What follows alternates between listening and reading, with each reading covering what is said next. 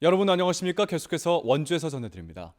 정부가 비수도권 방역 조치의 일환으로 오늘부터 추석 연휴가 끝나는 10월 4일까지 고위험시설 6종에 대해 집합 금지 행정명령을 내렸습니다.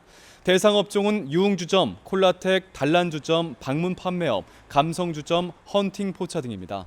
이 밖에 위험시설은 핵심 방역 수칙을 의무화하는 집합 제한 명령을 내렸습니다. 강원도는 이와 관련해 오늘부터 다음 달 11일까지 2주간을 특별 방역기간으로 정하고 거리 두기 등의 방역 대책을 강화합니다. 현재 도내 코로나19 누적 확진자 수는 어제 원주에서 발생한 60대 1명을 포함해 224명입니다. 원주 도심과 기업 도시를 연결하는 서부 순환도로 무실 만종간 구간이 내일 임시 개통됩니다. 서부 순환도로는 사업비 695억 원을 들여 지난 2016년에 착공해 길이 3.2km, 최대 6차선 규모로 조성됐으며 원주시는 내일 개통식을 갖고 오후 5시부터 차량 통행을 시작하겠다고 밝혔습니다. 이번 개통으로 국도 42호선의 상습 지정체가 줄어들 뿐 아니라 기업 도시에서 무실동까지 운행 시간도 10분가량 단축될 수 있을 것으로 기대하고 있습니다. 도내 대학들이 오늘 2021학년도 수시 모집을 마감합니다. 연세대 미래캠퍼스는 900여 명 모집에 9,300여 명이 지원해 9.8대 1의 경쟁률을 보이고 있고 강원대 춘천 캠퍼스는 2,200여 명 모집에 12,000여 명이 지원해 경쟁률이 5.5대 1입니다. 상지대는 1,800여 명 모집에 6,400여 명이 지원해 3.6대 1, 한라대는 800여 명 모집에 1,700여 명이 지원해 2대 1의 경쟁률을 각각 보이고 있습니다. 한편 지난 26일 원서 접수를 마감한 춘천교대는 5.9대 1로 지난해 9.4대 1보다 크게 하락했습니다.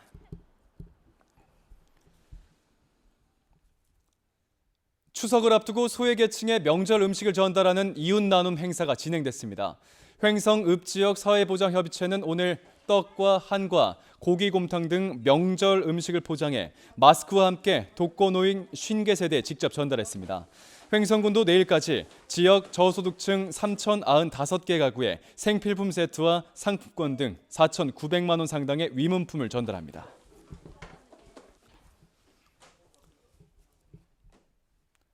원주시가 관내 공동주택 건설 사업에 지역업체가 참여할 수 있도록 시공사와 업무 협약을 체결했습니다. 원주시는 혁신도시 내 1,215개 세대 아파트를 신축하는 제1건설과 전체 공사비 2,207억 원의 30%에 해당하는 666억 원가량의 공사를 지역업체에게 맡긴다는 내용의 협약을 맺었다고 밝혔습니다.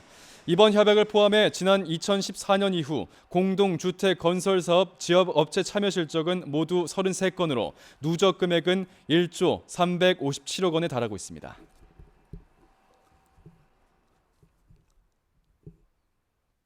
평창군이 스마트 축산단지 조성 사업을 추진하고 있는 가운데 반대하는 주민들이 평창군청 앞에서 세 번째 반대 집회를 열었습니다. 집회에 참여한 주민들은 대규모 축산단지가 들어서면 청정 환경이 훼손되고 분뇨로 인한 악취 피해 등도 예상되고 있다며 사업을 처리하라고 촉구했습니다. 스마트 축산단지는 2024년도까지 350억 원을 투입해 스마트 장비와 ICT 기술로 먹이량을 조절하고 분뇨 처리를 자동화하는 사업으로 농식품부는 지난 7월 평창군을 시범단지 조성 사업으로 선정했습니다.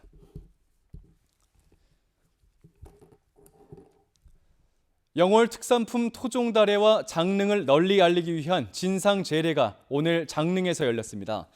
영월 토종다래연구회는 소규모 인원이 참여한 가운데 올해 생산된 다래를 단종에게 올리는 제사의식을 진행했습니다. 다래는 비타민 함량이 많아 제철 과일과 약재로서 쓰이고 있습니다. 다래 진상제례는 영월로 귀양 온 단종에게 한성부윤 추익환 선생이 다래를 바쳤다는 기록에서 유래됐습니다.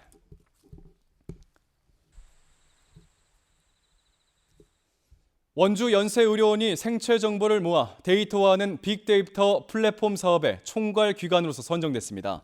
이에 따라 2022년도까지 국비 등 180억 원을 들여 혈압과 체온과 같은 건강 관련 정보를 수집하고 활용할 수 있는 플랫폼을 구축하게 됩니다. 정부의 디지털 뉴딜 사업의 핵심으로 꼽히는 데이터 댐의 일환인 이번 사업은 향후 축적된 데이터를 바탕으로 맞춤형 만설 질환 관리 서비스 등의 비즈니스 모델을 개발하게 됩니다.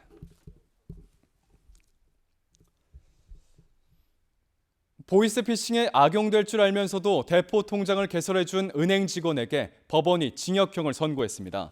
춘천지법 원주지원은 시중은행 부지점장인 박 씨가 지난 2018년 8월부터 6개월여 동안 A 씨에게 신원 확인 없이 40개 불법 계좌를 만들어준 혐의로 징역 1년에 집행유예 2년을 선고했습니다. 또 범죄 조직과 박 씨 사이에서 대포 통장을 주문하고 전달하는 데 가담한 A 씨 등 3명에게도 징역형에 집행유예를 선고했습니다. 재판부는 이들이 만든 대포 통장으로 최소 6천만 원의 보이스피싱 피해가 발생했다고 판시했습니다. 뉴스를 마칩니다. 고맙습니다.